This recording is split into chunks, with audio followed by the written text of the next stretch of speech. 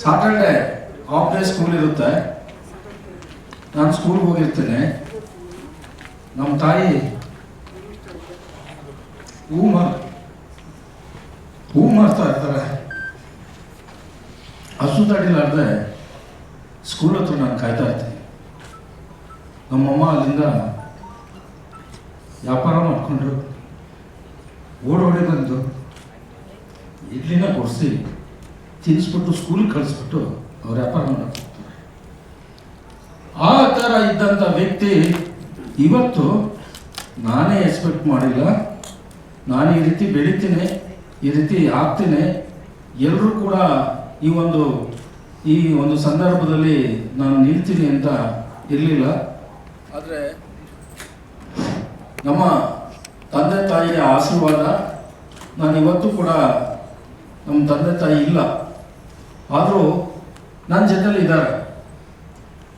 ಯಾಕೆ ಅಂದರೆ ಅವರು ನಮ್ಮ ತಾಯಿ ಸತ್ತ ಮೇಲೆ ಅವ್ರ ಕಾಲುಂಗ್ರನ ನನ್ನ ಕೈಲೇ ಹಾಕ್ಕೊಂಡಿದ್ದೀನಿ. ಮಧ್ಯದಲ್ಲಿ ಬೆಳ್ಳಿ ಕಾಲುಂಗ್ರ ಇಟ್ಕೊಂಡು ಆ ಕಡೆ ಗೋಡೆ ಹಾಕ್ಕೊಂಡಿದ್ದೀನಿ. ಜೊತೆಗೆ ಈ ಒಂದು ಮಾಂಗಲ್ಯ ಚೈನು ನಮ್ಮ ತಾಯಿದೆ ನಾನು ಹಾಕ್ಕೊಂಡಿದ್ದೀನಿ.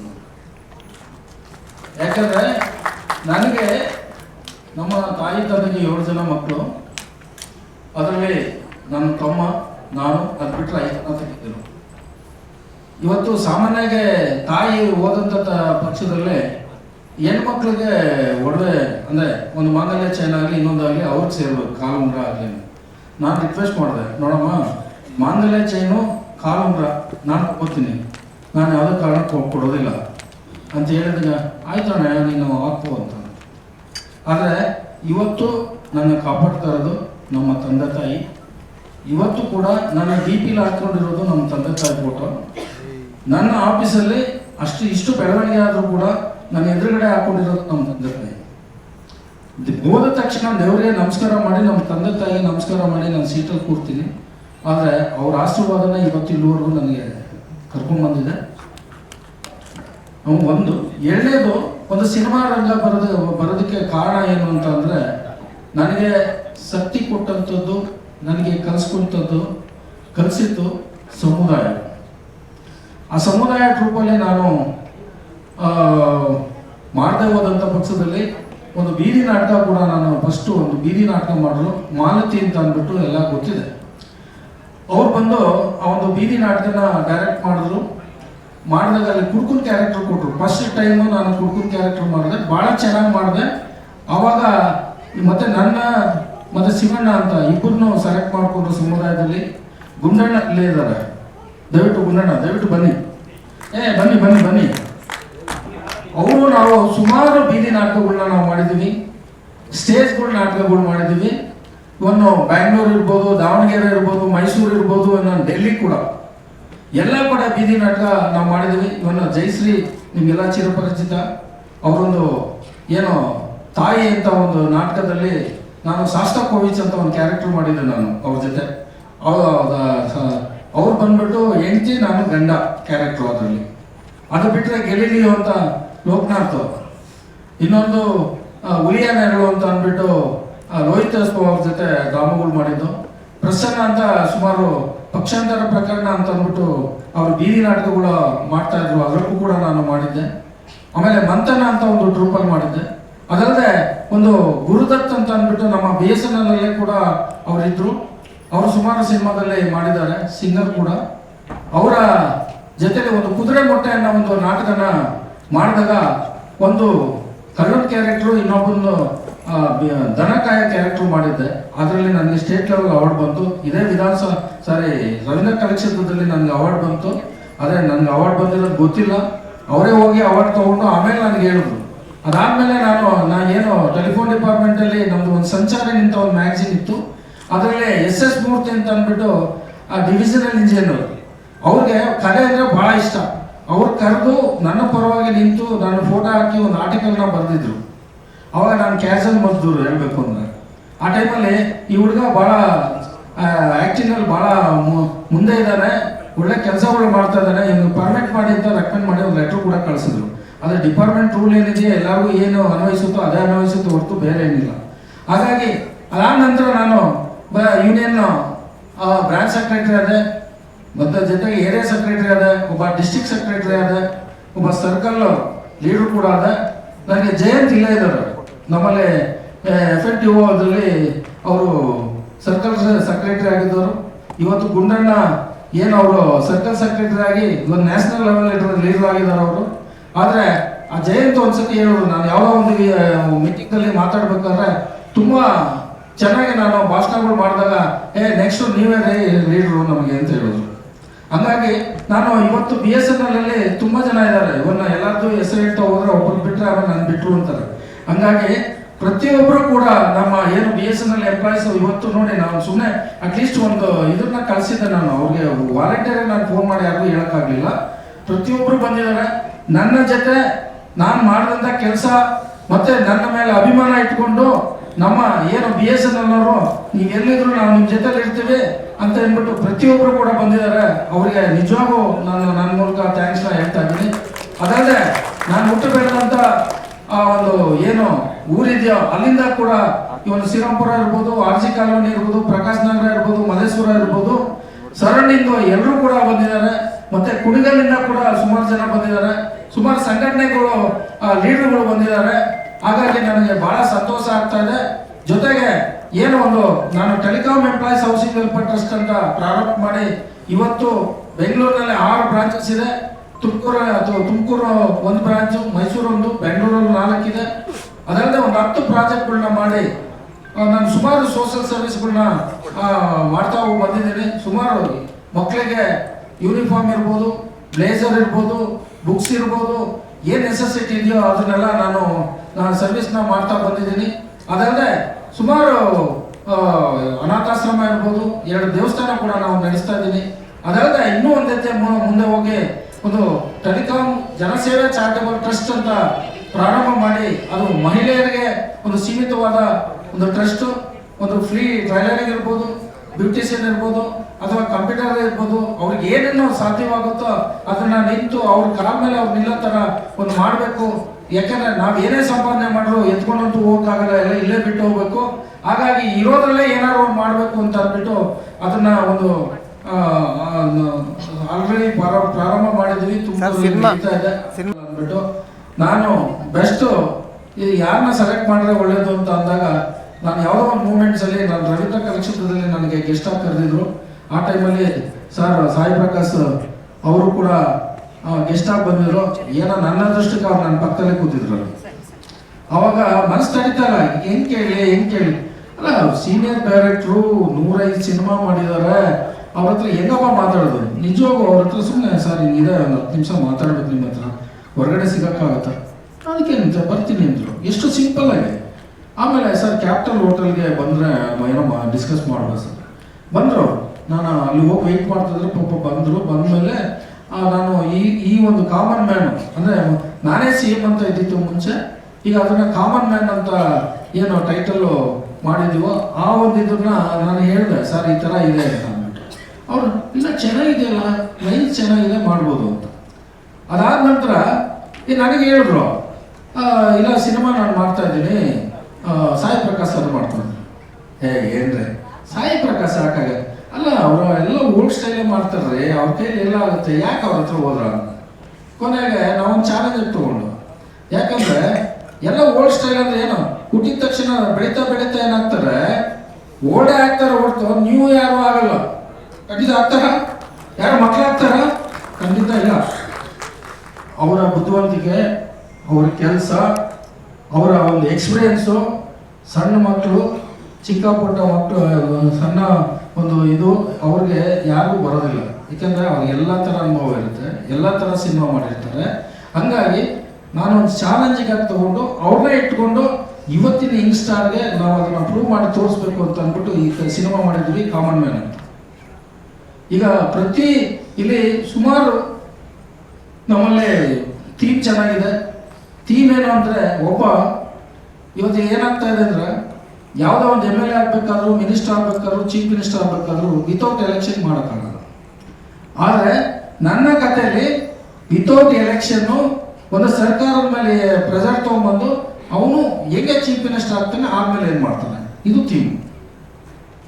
ಇದನ್ನ ಇಟ್ಕೊಂಡು ನಾವು ಮಾಡಿದ್ದೇವೆ. ಇವತ್ತು ವಿಜಯ್ ಇರ್ಬೋದು, ಇವತ್ತು ಪವಾಡನೆ ಮಾಡೋರು ತಮಿಳುನಾಡಲ್ಲಿ, ಇವತ್ತು ಇಲ್ಲಿ ಕೂಡ ಇವನ ಡಿ ಕೆ ಶಿವಕುಮಾರ್ ಇವತ್ತು ಚೀಫ್ ಮಿನಿಸ್ಟರ್ ಆಗಿದ್ದಾರೆ. ಅವ್ರು ಎಷ್ಟು ಸ್ಟ್ರಗಲ್ ಮಾಡಿದ್ರು, ಎಷ್ಟು ಅಡೆತಡೆಗಳಾಯಿತು.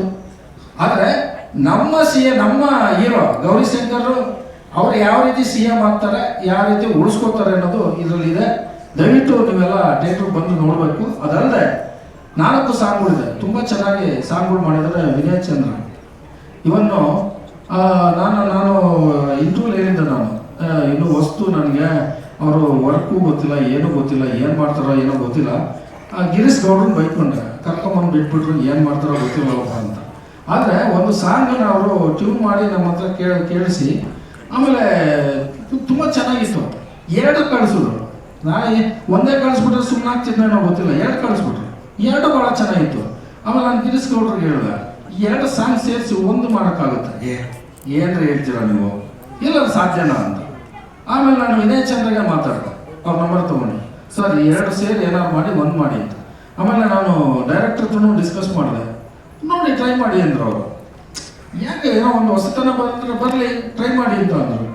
ಆಮೇಲೆ ನಾವು ಅದನ್ನು ಮಾಡಿದಾಗ ಎಷ್ಟು ಚೆನ್ನಾಗಿ ಬಂತು ಸರ್, ಅದು 2 ಸೇರಿ ಒಂದು ಸಾಂಗ್ ಭಾಳ ಚೆನ್ನಾಗಿ ಬಂತು, ಆಯಿತಾ. ಅದಲ್ಲದೆ ಆ ಸಾಂಗ್ನ ಬಂದು ಇವರು ಚೈತ್ರ ಆಚಾರ್ ಅವರು ಟಾಪ್ ಮೋಸ್ಟ್, ಅವರು ಹೀರೋಯಿನ್ನು, ಅವರು ಆಡಿದ್ದಾರೆ ಐಟಮ್ ಸಾಂಗ್, ಭಾಳ ಚೆನ್ನಾಗಿ ಆಡಿದ್ದಾರೆ. ಅದಲ್ಲದೆ ಒಂದು ಕ್ರಾಂತಿಕಾರಿ ಒಂದು ಇತ್ತು, ನಾಗೇಂದ್ರ ಪ್ರಸಾದ್ ಅದನ್ನು ಬರೆದಿದ್ರು. ಅದನ್ನು ಈ ಕೈಲಾಸ್ ಕೇರು ಕೈಲಿ ಆಡಿಸ್ತು ನಾವು, ಭಾಳ ಚೆನ್ನಾಗಿ ಆಡಿದ್ರು. ಅವ್ರು ಎಷ್ಟು ಅದರಲ್ಲಿ ಇನ್ವಾಲ್ವ್ ಆಗಿ ಆಡಿದ್ರು ಅಂದರೆ, ಯಾಕೆಂದ್ರೆ ನಾನು ಬಾಂಬೆಗೆ ಹೋಗಿದ್ದೆ ಅದು ಆಡಿಸ್ಬೇಕು ಅಂದ್ರೆ, ನಾನು ವಿನಯ್ ಚಂದ್ರನೇ ಹೋಗಿದ್ದಿತ್ತು. ತುಂಬ ಚೆನ್ನಾಗಿ ಅವರು ಇಂಪ್ರೆಸ್ ಮಾಡಿ ಅವರು ಫುಲ್ಲು ಅದರಲ್ಲಿ ಇನ್ವಾಲ್ವ್ ಆಗಿ ಆಡಿದ್ರು, ಭಾಳ ಚೆನ್ನಾಗಿ ಆಡಿದ್ರು. ಅದಲ್ಲದೆ ಇನ್ನೊಂದು ಏನೋ ಡ್ಯುಯೆಟ್ ಸಾಂಗು ಜಾವೇದ್ ಅಲಿ ಕೈಲಿ ಅದನ್ನು ಆಡಿಸ್ತು ನಾವು. ಅದು ಮತ್ತೆ ಇನ್ನೊಂದು ಸಾಂಗ್ ಬಂದು ಬಾಬು ಸೈಕಲ್ ಅವರು ತುಂಬ ಚೆನ್ನಾಗಿ ಆಡಿದ್ದಾರೆ. 4 ಸಾಂಗು ಭಾಳ ಚೆನ್ನಾಗಿ ಬಂದಿದೆ. ಕೋರಿಯೋಗ್ರಾಫರ್ ಬಂದು ಯಾರು ಮುರಳಿ, ಮೋಹನ್ ಮತ್ತು ಮದನರಿ ತುಂಬ ಚೆನ್ನಾಗಿ ಅವರು ಕೋರಿಯೋಗ್ರಾಫರ್ನ ಮಾಡಿದ್ದಾರೆ. ಬಂದು ಇವರು ಫೈಟ್ ಬಂದು ಥ್ರಿಲ್ಲರ್ ಬಂದು ಎಲ್ಲರಿಗೂ ಗೊತ್ತೇ ಇದೆ, ಭಾಳ ಚೆನ್ನಾಗಿ ಫೈಟ್ಗಳನ್ನ ಮಾಡಿಕೊಟ್ಟಿದ್ದಾರೆ. ಟೋಟಲಿ ಸಿನಿಮಾ ಭಾಳ ಚೆನ್ನಾಗಿ ಬಂದಿದೆ. ಯಾಕಂದರೆ ಇವತ್ತು ನಾವು ಅಡುಗೆ ಮಾಡಿದಂಥದ್ದು ನಮ್ಗೆ ಇಷ್ಟ ಆದರೆ ಮತ್ತೆ ಬೇರೆಯವ್ರಿಗೆ ಹೇಳಿದೆ, ನಾನು ಚೆನ್ನಾಗಿದೆಯಪ್ಪ ನೀನು ಹೋಗಿ ಊಟ ಮಾಡ್ಬೋದು ಅಂತ. ನನಗೆ ಚೆನ್ನಾಗಿಲ್ಲ ಅಂದರೆ ನಾನು ಬೇರೆ ಯಾರಿಗೂ ಹೇಳೋಕ್ಕಾಗಲ್ಲ. ಯಾಕೆಂದರೆ ನಾನು ಸುಮ್ಮನೆ ಹೊಗಳ್ಕೊಂಡು ನಾಳೆ ಚೆನ್ನಾಗಿಲ್ಲ, ಅದು ನಾನು ಹೇಳಿದ ಪ್ರಕಾರ ಇಲ್ಲ ಅಂದಾಗ ಸ್ಟೇಜ್ ಮೇಲೆ ನೋಡ್ರಿ ಏನೂ ಇಲ್ಲ ಅಂತ, ಆ ಥರ ಏನಿಲ್ಲ, ಎಲ್ಲನೂ ಇದೆ. ಹಾಗಾಗಿ ಪ್ರತಿಯೊಬ್ಬರು ಕೂಡ ಬಂದು ಥಿಯೇಟ್ರಿಗೆ ಸಿನಿಮಾ ನೋಡಿ, ನಮ್ಮ ಏನೋ ಒಂದು ಟೀಮ್ ಇದೆಯಾ ಅದಕ್ಕೆ ನಮ್ಗೆಲ್ಲರಿಗೂ ಎಂಕರೇಜ್ ಮಾಡಬೇಕು ಅಂತ ಹೇಳ್ಕೊಂಡು, ಅದಲ್ಲದೆ ನಾನು ಇಷ್ಟೆಲ್ಲ ಬಂದು ನನ್ನ ವರ್ಕ್ ಮಾಡೋದಕ್ಕೆ ಇಷ್ಟೆಲ್ಲ ಬ್ಯುಸಿ ಇದ್ರು ಕೂಡ ನನ್ನ ಫ್ಯಾಮಿಲಿ, ಗೌರಮ್ಮ ಅವರ ನನ್ನ ಮಿಸ್ಸಸ್ಸು ವಸಂತ, ಇವನು ಕಿರಣ್, ಮತ್ತು ಹಳೆಯ ಸತೀಶ್, ಮತ್ತು ನನ್ನ ತಂಗಿ ಒಬ್ರು ಇಲ್ಲೇ ಇದ್ದಾರೆ ಸಾವಿತ್ರ ಅಂತ, ನಮ್ಮ ಅವರ ಯಜಮಾನರು ಕೂಡ ರಾಮು ಅಂತ, ಎಲ್ಲರೂ ಇಲ್ಲೇ ಇದ್ದಾರೆ. ಆದರೆ ಇನ್ನೊಂದು ವಿಷಯ ಹೇಳಬೇಕು ಅಂದರೆ, ನನ್ನ ಮುಕ್ಕಾಲು ಭಾಗ ಕೆಲಸನ ನನ್ನ ಮಗಳು ತಲೆ ಮೇಲೆ ಹಾಕ್ಕೊಂಡು, ಏಕೆಂದರೆ ಒಬ್ಬ ಗಂಡಸು ಮಾಡೋದು ಕೆಲಸ ರಿಯಲ್ ಎಸ್ಟೇಟು ಲೇಡೀಸ್ ಮಾಡೋದು ಭಾಳ ಕಷ್ಟ ಇದೆ.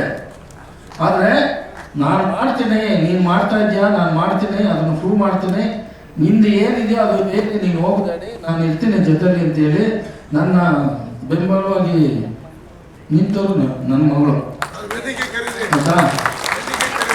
1+1 ನಾವೆಲ್ಲ ಸೇರಿದ್ವಿ.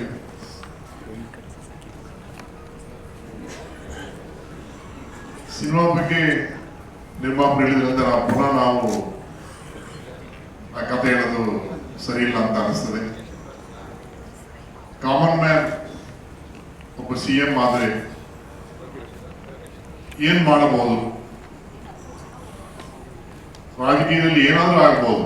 ಯಾಕಂದ್ರೆ ತಮಿಳುನಾಡು ರಾಜಕೀಯ ನಾವು ನೋಡಿದೀವಿ,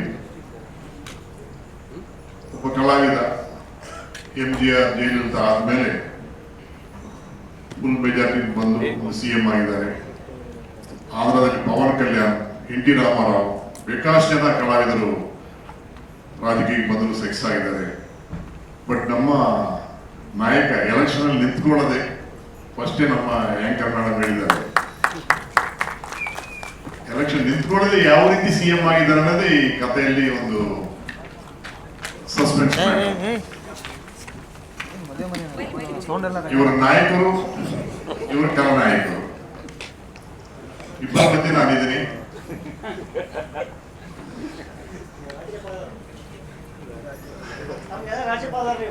ರಾಜ್ಯಪಾಲರು ಬ್ಯಾಕ್ಗ್ರೌಂಡ್ ಈ ಸಿನಿಮಾದಲ್ಲಿ ರಾಜ್ಯಪಾಲರಾಗಿ ಅಶೋಕ್ ಅವರು ಮಾಡಿದ್ದಾರೆ. ಜನರಿಗೆ ಇವಾಗ ಏನ್ ಬೇಕು, ಈಗ ಏನ್ ನಡೀತಾ ಇದೆ, ಕರ್ನಾಟಕ ರಾಜಕೀಯ ಯಾವ ರೀತಿ ಬದಲಾವಣೆ ಆಗಿದೆ, ಅದೇ ರೀತಿ ಅದು ಏನೋ ಗೊತ್ತಿಲ್ಲ, ನಾವು ಯಾವ ರೀತಿ ಊಹೆ ಮಾಡಿದ್ರು ಗೊತ್ತಿಲ್ಲ. ಇರೋ ಮುಖ್ಯಮಂತ್ರಿಗಳಿಗೆ ಇನ್ನೊಬ್ಬರಿಗೆ ಮುಖ್ಯಮಂತ್ರಿ ಕೊಟ್ಟು ಅವರು ವಾಪಸ್ ಹೋಗೋದು ನಾವು ನೋಡಿದೀವಿ. ಈ ಸಿನಿಮಾದಲ್ಲಿ ನಮ್ಮವರನ್ನು ಅದೇ ರೀತಿ ಮಾಡಿದ್ದಾರೆ. ಇಟ್ ಈಸ್ ಎಲ್ಲರೂ ನೋಡುವಂತ ಒಂದು ಫ್ಯಾಮಿಲಿ ಎಂಟರ್ಟೈನರ್. ಇದರಲ್ಲಿ ಹಾಸ್ಯ ಇದೆ, ಅದ್ಭುತವಾದಂತಹ ಹಾಡುಗಳಿದೆ. ವಿನಯ್ ಚಂದ್ರ ತುಂಬಾ ಚೆನ್ನಾಗಿ ಸಂಯೋಜನೆ ಮಾಡಿದ್ದಾರೆ. ನಾಗೇಂದ್ರ ಪ್ರಸಾದ್ ಅವರು ಚೆನ್ನಾಗಿ ಬರೆದರು. ಗೌರಿ ಬಗ್ಗೆ ಹೇಳ್ಬೇಕಾಗಿಲ್ಲ, ನೋಡಕ್ ಚಿಕ್ಕವರಾಗಿದ್ರು ಮೂರ್ತಿ ಚಿಕ್ಕದು ಕೀರ್ತಿ ದೊಡ್ಡದು ಅಂತ ಹೇಳ್ತಾರಲ್ವಾ, ಆ ರೀತಿ ಅದ್ಭುತವಾಗಿ ನಮ್ಮ ಗೌರಿ ಮಾಡಿದ್ದಾರೆ. ಇನ್ನು ನಮ್ಮ ತಂಡ ಇದೆ, ಬೇಕಾಷ್ಟು ತಂಡ ಇದೆ, ಹನುಮಂತರ ಬಾಲ ಇದ್ದ ಹಾಗೆ ಎಲ್ಲರೂ ನನ್ನವರು, ಎಲ್ಲರೂ ತುಂಬಾ ಚೆನ್ನಾಗಿ ಮಾಡಿದ್ದಾರೆ. ನಮ್ಮ ಟೀಮ್ ಬಗ್ಗೆ ಹೇಳ್ಬೇಕಾಗಿಲ್ಲ, ಜಯ ಕೃಷ್ಣ ಆಗ್ಬೋದು, ಎಡಿಟರ್ ಆಗ್ಬೋದು, ನಮ್ಮ ಅಸೋಸಿಯೇಟ್ಸ್ ಆಗ್ಬೋದು, ಶಶಿಕಿರಣ್, ರಾಮಚಂದ್ರ, ಎಲ್ಲರೂ ತುಂಬಾ ಚೆನ್ನಾಗಿ ಮಾಡಿದ್ದಾರೆ. ಕಲಾವಿದರೆಲ್ಲ ಹೇಳಿದ್ದ ಅವೆಲ್ಲ ಹೇಳಿದ ಇಷ್ಟು ಉದ್ದ ಇದಿಲ್ಲ, ಎಲ್ಲ ನಮ್ಮವರು ನಮ್ಮ ಕುಟುಂಬದವರು ಅಂತ ಹೇಳ್ಕೊಂಡಿದ್ದ. ಈಗ ಫೈನಲ್ ಸ್ಟೇಟಸ್ ನಾವಿದ್ದೀವಿ. DI ನಡೀತಾ ಇದೆ, 7.1 ನಡೀತಾ ಇದೆ, ಅಡ್ವಾನ್ಸ್ ನಡೀತಾ ಇದೆ. ಈ ತಿಂಗಳಲ್ಲಿ ಸೆನ್ಸಾರ್ ಆದ್ಮೇಲೆ ನಾವು ರಿಲೀಸ್ ಡೇಟ್ ಫೈನಲೈಸ್ ಮಾಡ್ಕೊತೀವಿ. 19% ಮಳೆಗಾಲ ಆದ್ಮೇಲೆ ರಿಲೀಸ್ ಮಾಡ್ಬೇಕಂತ ಆಸೆ ಪಡ್ತಾ ಇದ್ದೀವಿ. ಯಾಕಂದ್ರೆ ಮಾನ್ಸೂನ್ ಯಾವ ರೀತಿ ಇರುತ್ತೆ ಗೊತ್ತಾಗಲ್ಲ, ಜುಲೈನಲ್ಲಿ ಇರುವುದು. ಅದರಿಂದ ಆಗಸ್ಟ್ ಇದೆ ರೈಟ್ ಟೈಮ್ ರಿಲೀಸ್ ಅಂತ ಅನ್ಕೊಂಡಿದ್ದೀವಿ. ಮತ್ತೊಮ್ಮೆ ನಾವು ಟೀಸರ್ ಬಿಡುಗಡೆ, ಆಡಿಯೋ ಬಿಡುಗಡೆ, ರಿಲೀಸ್ ಆಗ್ತಾ ಇದೆ ಅನ್ನೋ 3 ಪ್ರೆಸ್ ಮೀಟ್ ನಾವು ವೇಟ್ ಮಾಡ್ತೀವಿ. ನಾವು ತುಂಬಾ ಖುಷಿ ಆಗುತ್ತೆ. ನಾವು ಬೇಡೋದು ಒಂದೇ, ನಿರ್ಮಾಪಕರು ಕಷ್ಟಪಟ್ಟು ಸಿನಿಮಾ ಮಾಡಿದ್ದಾರೆ, ನಾವೆಲ್ಲ ಕಷ್ಟಪಟ್ಟು ಸಿನಿಮಾ ಮಾಡಿದ್ದೀವಿ. ಮಾಧ್ಯಮ ಎಲ್ಲರೂ ಈ ಸಿನಿಮಾನ ಒಳ್ಳೆ ಪ್ರಚಾರ ಮಾಡಿ. ನಾನು ಯಾವತ್ತು ಕೇಳ್ಕೊಂಡೆ, ಫಸ್ಟ್ ಪೇಜ್ಗೆ ನಮ್ಮ ತನ್ನಿ ಅಂತ ಅಷ್ಟೇ, ಮಧ್ಯಪುಟದಲ್ಲಿ ಫಸ್ಟ್ ಪೇಜ್ ಅಂತಂದ್ರೆ ಈಸಿಯಾಗಿ ರೀಚ್ ಆಗುತ್ತೆ. ಆ ರೀತಿ ಸಹಾಯ ಮಾಡಿ ಅಂತ ನಾನು ಕೇಳಕ್ಕೆ ಇಷ್ಟಪಡ್ತೀನಿ. ಮತ್ತೊಮ್ಮೆ ನಮ್ಮ ಟೆಲಿಕಾಂ ಗ್ರೂಪ್, ಸೂಪರ್ ಟೀಮ್ಗೂ ನನ್ನ ವಂದನೆಗಳು. ಮಾಧ್ಯಮದವರೆಲ್ಲರಿಗೂ ನನ್ನ ಹೃದಯಪೂರ್ವಕ ನಮಸ್ಕಾರ. ಇದೇ ರೀತಿ ನಾವು ಸಹಕಾರ ಕೊಡಂತ ಕೇಳ್ತಾ ನನ್ನ ಮಾತು ಮುಗಿಸ್ತೀನಿ. ಪ್ರತಿಯೊಬ್ಬರಿಗೂ ಕೂಡ ಸ್ವಾಗತ, ಜೊತೆಗೆ ಥ್ಯಾಂಕ್ ಯು ಸೋ ಮಚ್. ತುಂಬ ಏನು ಮಾತಾಡೋಂಥದ್ದೇನಿಲ್ಲ, ಯಾಕೆಂದರೆ ಡೈರೆಕ್ಟರ್ ಸರ್ ಮತ್ತು ನರಸಿಂಹಮೂರ್ತಿ ಸರ್ ಎಲ್ಲ ಹೇಳ್ಬಿಟ್ಟಿದ್ದಾರೆ. ಆದರೂ ಕೂಡ ಪ್ರೊಡ್ಯೂಸರಿಗೆ ಹುಟ್ಟುಹಬ್ಬದ ಶುಭಾಶಯಗಳನ್ನು ಹೇಳ್ತಾ, ನಮ್ಮ ಕರ್ನಾಟಕದಲ್ಲಿ ಒಂದು 2 ಜನದ ಬರ್ಡೇ ಗೊತ್ತಾಗಲ್ಲ, ಅವ್ರ ವಯಸ್ಸು ಗೊತ್ತಾಗಲ್ಲ. ಒಂದು ವಾಟಾಳ್ ನಾಗರಾಜ್ ಅವ್ರದ್ದು ಎಷ್ಟು ವಯಸ್ಸು ಅನ್ನೋದು ಅಷ್ಟು ಯಾರಿಗೂ ಗೊತ್ತಾಗಿಲ್ಲ. ಹಾಗೆ ನಾನು ಇವ್ರನ್ನ ಯಾವಾಗಲೂ ಕೇಳೋದು, ಸರ್ ನಿಮ್ಮನ್ನು ನೋಡಿದ್ರೆ ಹುಡುಗರ ಥರ ಇದ್ದೀರಿ, ನೋಡಿದ್ರೆ ಮನೆಯವರು, ಮಗಳು, ಮೊಮ್ಮಕ್ಕಳು, ಅದಾದ್ಮೇಲೆ ನೋಡಿದ್ರೆ ಮಗನು ಕೂಡ ಹೆಚ್ಚು ಕಡಿಮೆ ನಮ್ಮ ವಯಸ್ಸಿನವರಿದ್ದಾರೆ. ನಿಮ್ಮ ವಯಸ್ಸು ಎಷ್ಟು ನಿಜವಾಗ್ಲು?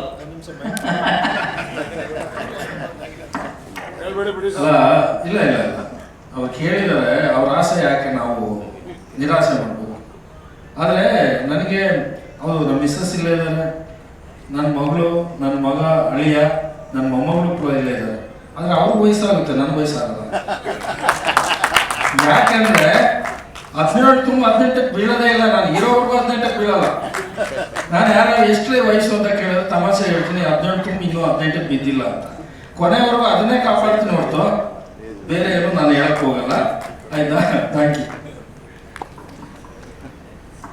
ಯಾಕೆಂದ್ರೆ ಈ ಕಾಮನ್ ಮ್ಯಾನ್ ಸಿನಿಮಾ ಪ್ರತಿಯೊಂದಕ್ಕೂ ಕೂಡ ಒಂದು ಚಾಲನೆ ಆಗಬೇಕು, ಅದೊಂದು ಒಳ್ಳೆ ರೀತಿಯಲ್ಲಿ ಬರಬೇಕು, ಅಂದ್ಕೊಂಡು ಟೈಮಿಗೆ ಎಲ್ಲ ಕೆಲಸಗಳಾಗಬೇಕು ಅಂದರೆ ಅದಕ್ಕೆ ಹಣ ಹಾಕಂತ ನಿರ್ಮಾಪಕರೇ ಇಂಪಾರ್ಟೆಂಟ್ ಆಗಿರ್ತಾರೆ. ಆ ಒಂದು ಕೆಲಸನ ಅಚ್ಚುಕಟ್ಟಾಗಿ ನಮ್ಮಂಥವ್ರೆಲ್ಲರಿಗೂ ಅವಕಾಶ ಮಾಡಿಕೊಟ್ಟಂತಹ ನರಸಿಂಹಮೂರ್ತಿ ಸರ್ಗೆ ಇನ್ನೊಮ್ಮೆ ಬರ್ಡೇನ ವಿಶ್ ಮಾಡ್ತಾ, ಅವರು ಕಲಾವಿದರು ಕೂಡ ಹೌದು, ಅವರು ತುಂಬ ಅವಾಗಲೇ ಹೇಳಿದರು ನಾಟಕ ಟ್ರೂಪ್ಗಳಲ್ಲೆಲ್ಲ ಮಾಡಿದ್ರು ಅಂತ. ತುಂಬ ನೀವು ಆ ಸಿನಿಮಾ ನೋಡಿದಾಗ ಅವರ ಪಾತ್ರ, ಆ ಪಾತ್ರದಲ್ಲಿ ಅವರು ನಿಭಾಯಿಸಿದ ರೀತಿ ಅದು ಗೊತ್ತಾಗುತ್ತೆ. ಸಿನಿಮಾ ಖಂಡಿತವಾಗೂ ಒಂದು ಶ್ರಮ ಹಾಕಿ ಒಂದು ಸಿನಿಮಾ ನಿರ್ದೇಶಕರು, ಒಂದು ತಂಡ ಏನು ಕೇಳುತ್ತೆ ಅನ್ನೋದನ್ನ ಒಂದು ಸೆಕೆಂಡು ಕೂಡ ಯೋಚನೆ ಮಾಡದೆ ಈ ಸಿನಿಮಾಗೆ ಅವರು ಒದಗಿಸ್ಕೊಟ್ಟಿದ್ದಾರೆ. ಹಾಗಾಗಿ ಖಂಡಿತವಾಗೂ ಇಂಥ ಒಳ್ಳೆ ನಿರ್ಮಾಪಕರದು ಇವತ್ತಿನ ಕಾಲ ಇದರಲ್ಲಿ ಏನು ಇವತ್ತಿನ ಸಿನಿಮಾ ಪರಿಸ್ಥಿತಿ ಇನ್ನೊಂದು, ಯಾಕಂದ್ರೆ ಸಿನಿಮಾಗಳು ಎಷ್ಟೋ ಶುರುವಾಗುತ್ತೆ, ಆದರೆ ಶುರುವಾದ ಸಿನಿಮಾಗಳೆಲ್ಲ ಮುಗಿಯಲ್ಲ. ಕಾರಣ ಅದಕ್ಕೆ ಸತ್ತಾರಿರುತ್ತೆ. ಅದರ ಮೇನ್ ಕಾರಣ ಹಣಕಾಸೆ ಯಾವಾಗಲೂ ಆಗಿರುತ್ತೆ. ಆ ಥರದ್ದು ಯಾವುದೇ ರೀತಿಯ ತೊಂದರೆಗಳನ್ನು ಕೊಡದೆ ಒಳ್ಳೆ ರೀತಿ ಸಿನಿಮಾ ಮಾಡ್ಕೊಂಡು ಬಂದಂತಹ ನಮ್ಮ ನಿರ್ಮಾಪಕರಿಗೆ ಅತಿ ದೊಡ್ಡ ಯಶಸ್ಸಾಗಬೇಕು ಅನ್ನೋದೇ ನನ್ನ ಒಂದು ಕೋರಿಕೆ ಈ ಸಿನಿಮಾದಲ್ಲಿ ಹೇಳಿದ್ದಾರೆ. ಗೌರಿ ಸರ್, ಒಂದು ಹೊಸ ಟ್ಯಾಗ್ ಬಿದ್ದಿದೆ ಈಗ, ಆಂಗ್ರಿ ಮ್ಯಾನ್ ಅಂತ. ನಿಮ್ಮ ವೈಯಕ್ತಿಕ ಬದುಕಿಗೂ ಸಿನಿಮಾ ಜರ್ನಿಗೂ ಎಲ್ಲೋ ಒಂದು ಕಡೆ ಹೊಂದಾಣಿಕೆ ಆಗ್ತಾ ಇದೆ ಅಂತ ಅನ್ನಿಸ್ತು. ಆ ಒಂದು ಕೋಪ ತಾಪಗಳ ನಾನು ಯಾವಾಗಲೂ ಅಷ್ಟೇ, ಕೋಪ ತಾಪ ಯಾವಾಗಲೂ ಏನು ಗೊತ್ತಾ, ನನಗೆ ಸಣ್ಣ ವಯಸ್ಸಿಂದನೂ ಯಾವುದಾದ್ರೂ ಒಂದು ತಪ್ಪು ಕಾಣ್ತು ಅಂದ್ರೆ ನನಗೆ ಅಷ್ಟು ಸುಲಭಕ್ಕೆ ನಾನು ಅದನ್ನು ತಡ್ಕೊಂಡಿರೋದೇ ರಪ್ಪನ ಅದಕ್ಕೆ ರಿಯಾಕ್ಟ್ ಮಾಡೋಂಥ ಕ್ಯಾರೆಕ್ಟರ್. ನಾನು ಯಾವುದೋ ತರಕಾರಿ ಅಂಗಡಿ ಹೋಗ್ತೀನಿ, ಟೊಮೊಟೊ ಹಣ್ಣು ತೊಗೊಳ್ತೀನಿ, ಹೊರಗಡೆ ರಸ್ತೆ ಬದಿಯಲ್ಲಿ 20 ರೂಪಾಯಿ ಇರುತ್ತೆ, ಅಲ್ಲ ಅವನು 25-30 ಅಂತಂದ್ರೆ ನಾನು ಓಕೆ ಅಂದ್ರೆ ಏನು ಅದ್ರ ಬಗ್ಗೆ ತಲೆ ಕೆಡಿಸಲ್ಲ. ಅವನು 60 ರೂಪಾಯಿ ಅಂತಂದ್ರೆ ರಪ್ಪನ ಅವನ ಜೊತೆ ರಿಯಾಕ್ಟ್ ಮಾಡಕ್ಕೆ ಶುರು ಮಾಡ್ತೀನಿ. ಯಾಕೆ, ನನಗೆ 60 ರೂಪಾಯಿ ಕೂಡ ದೊಡ್ಡದಲ್ಲ, ಆದ್ರೆ ನನಗಿಂತ ಬೇರೆ ಬೇರೆಯವ್ರು ಯಾರೊಬ್ಬ ಬಡವ ಬರ್ತಾನೆ, ಇನ್ನೊಬ್ಬ ಬರ್ತಾನೆ, ಅವನಿಗೂ ಕೂಡ ಅದೇ ರೇಟ್ ಹೇಳ್ತಾನೆ. ನನ್ನಂತವನು ಕೇಳಿಲ್ಲ ಅಂತ ಅಂದ್ರೆ ಎಲ್ಲರೂ ಬಾಯಿ ಮುಚ್ಕೊಂಡಿದ್ರೆ ಈ ಸಮಾಜದಲ್ಲಿ ನಿಮಗೂ ಕೂಡ ಗೊತ್ತಿದೆ ನಿಜವಾದ ತಪ್ಪಿತಸ್ಥರು ಯಾರು ಅಂತ ಅಂದ್ರೆ ತಪ್ಪು ಮಾಡೋರಲ್ಲ. ತಪ್ಪು ಮಾಡೋರನ್ನ ವಿರೋಧ ಮಾಡದೆ ನಮ್ಗೆ ಯಾಕೆ ನಂಗೆ ಯಾಕೆ ಆ ಮೆಟ್ಟಾರ್ ಮಾಡ್ಕೊಳ್ಳಿ ನನ್ನ ಸುದ್ದಿ ಒಂದು ಬರಲ್ಲ ಅನ್ನೋ ಮನಸ್ಥಿತಿ ಇಟ್ಕೊಂಡವರಿಂದನೇ ಈ ಸಮಾಜಕ್ಕೆ ಅತಿ ದೊಡ್ಡ ಆಘಾತ ಆಗಿ ಕೆಲವಷ್ಟು ಪರಿಸ್ಥಿತಿಗಳು ಮುಂದೆ. ಮೊದಲನೇದಾಗಿ ಈ ಸಿನಿಮಾದಲ್ಲಿ ತುಂಬಾ ಎಲಿವೇಶನ್ ಜಾಗಗಳಿದೆ. ಬಿಕಾಸ್ ತುಂಬಾ ಏನಂತಾರೆ ಆಡಿಯನ್ಸ್ಗೆ ಎಕ್ಸೈಟ್ ಆಗುವಂತ ಸುಮಾರು ಜಾಗಗಳಿದೆ. ಸೊ ಅಂತ ಸೂಪರ್ ಜಾಗಗಳು ಗುರುಗಳು ನಮ್ಗೆ ಕ್ರಿಯೇಟ್ ಮಾಡಿಕೊಟ್ಟಿದ್ದಾರೆ. ಸಿನಿಮಾದಲ್ಲಿ ನಮಗೆ ಚೆನ್ನಾಗಿ ಮಾಡುವಂತ ಅವಕಾಶ ಮಾಡಿಕೊಟ್ಟಿದ್ದಾರೆ. ಇನ್ನೊಂದು, ಈ ಸಿನಿಮಾಕ್ಕೆ 2 ಪಿಲ್ಲರ್ಸ್ ತುಂಬಾ ಸ್ಟ್ರಾಂಗ್ ಆಗಿರೋದ್ರಿಂದ ಸಿನಿಮಾ ಎಲ್ಲೂ ಅವಾಗಲೇ ನಾವು ಮಾತಾಡಿದಂಗೆ ಎಲ್ಲೂ ಕೂಡ ಗೌರಿ ಸರ್ ಹೇಳಿದ್ರು ಎಲ್ಲೂ ಒಂದ್ಸಲಿ ನಲ್ಲಾಡಲಿಲ್ಲ. ಬಿಕಾಸ್ 2 ಪಿಲ್ಲರ್ಸ್ ಅಷ್ಟು ಸ್ಟ್ರಾಂಗ್ ಆಗಿದೆ. ಸೊ ಯಾವುದೇ ಥರ ತೊಂದರೆ ಆಗದೆ ಈ ಸಿನಿಮಾ ಫೈನಲ್ ಮಿಕ್ಸಿಂಗ್ ಲೆವೆಲ್ಗೆ ಬಂದು ಕೂತಿದ್ದೀವಿ ಆಲ್ರೆಡಿ. ಸೊ ಎಲ್ಲರೂ ಹೇಳಿದಂಗೆ ಆಗಸ್ಟಲ್ಲಿ ಈ ಸಿನಿಮಾ ರಿಲೀಸ್ ಆಗ್ತಾ ಇದೆ. ಸೊ ನಿಮ್ಮೆಲ್ಲರ ಸಪೋರ್ಟು, ನಿಮ್ಮೆಲ್ಲರ ಆಶೀರ್ವಾದ cinema. Thank you sir.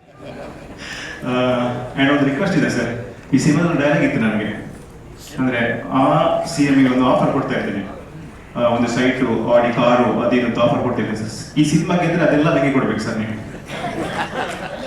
And ಇನ್ನೊಂದು ಸಿನಿಮಾ ಮಾಡ್ಬೇಕು ನೀವು, ಕತೆ ಬರ್ತಿದ್ದೀನಿ ನಾನೇ ರಾಪ ಅಂತ, ಅದನ್ನು ಮಾಡೋಣ. Thank you so much.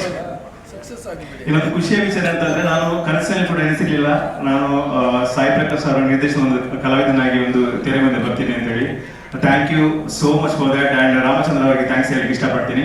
Because ಅವ್ರನ್ನ ಕಾಲ್ ಮಾಡಿ ಹೇಳಿರೋದು ಈ ಸಿನಿಮಾಕ್ಕೆ ಒಂದು ಒಳ್ಳೆ ಪಾತ್ರ ಕೊಟ್ಟಿದ್ದಕ್ಕೆ ನಮ್ಮ ಪ್ರೊಡ್ಯೂಸರ್ ಸರ್ಗೆ ಆ್ಯಂಡ್ ಇಡೀ ತಂಡಕ್ಕೆ, ಟೆಕ್ನಿಕಲ್ ಟೀಮಿಗೆ ಎಲ್ಲರಿಗೂ ಥ್ಯಾಂಕ್ಸ್ ಹೇಳಕ್ಕೆ ಇಷ್ಟಪಡ್ತೀನಿ. ಆ್ಯಂಡ್ ನಮ್ಮ ಹೀರೋ ಸರ್ ತುಂಬ ಸಪೋರ್ಟ್ ಮಾಡಿದ್ರು ನನಗೆ ಈ ಒಂದು ಸಿನಿಮಾದಲ್ಲಿ. Thank you everyone. ಒಪ್ಕೊಂಡ್ಬಿಟ್ಟೆ ಸರ್, ಇದೇನು ಮಾತಾಡಿರಲಿಲ್ಲ.